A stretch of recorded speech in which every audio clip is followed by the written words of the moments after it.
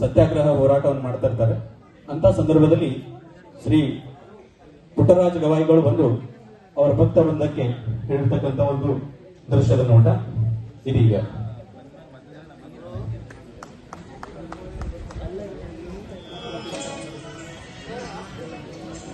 ಅಜ್ಜರು ಬರ್ತಿದ್ದಾರೆ. ತಮಿಳಿಗೆ ಜೋರಾದ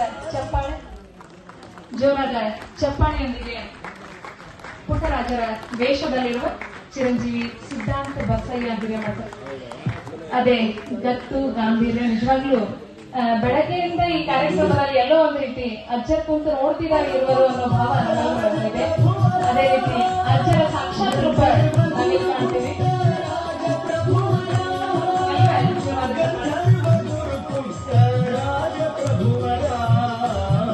ಪುಟ್ಟ ಪುಟ್ಟ ಹೆಜ್ಜೆ ಹಾಕುತ್ತ ಬಂದ ಗುರುವರ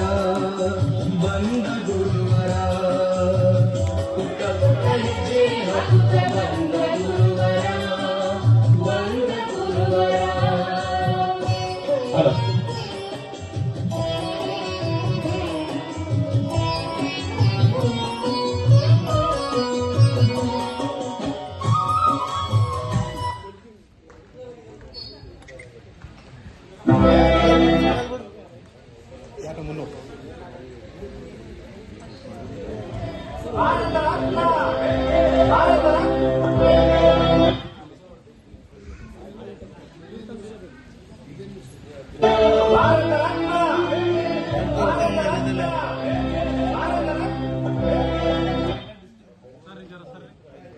ನೋಡ್ರಪ್ಪ, ನನ್ನ ಭಕ್ತಾದಿಗಳಿಗೆ ನಾನು ಹೇಳೋದಿಷ್ಟೇ, ಪ್ರಶಸ್ತಿ ಅನ್ನೋದು ಹಠ ಮಾಡಿ ಪಡ್ಕೊಳ್ಳೋ ವಸ್ತು ಅಲ್ಲ.